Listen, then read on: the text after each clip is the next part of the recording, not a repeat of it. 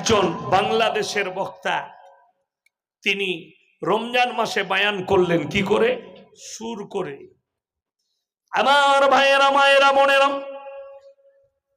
15ই রমজান জুম্মার দিন, আর এই দিনের মধ্যে কোরআন আর হাদিসের সঙ্গে মিলে গেছে এই দিনে পৃথিবীটা ধ্বংস হয়ে যাবে বলে দিলে লোক তো ভয়ে মরছে।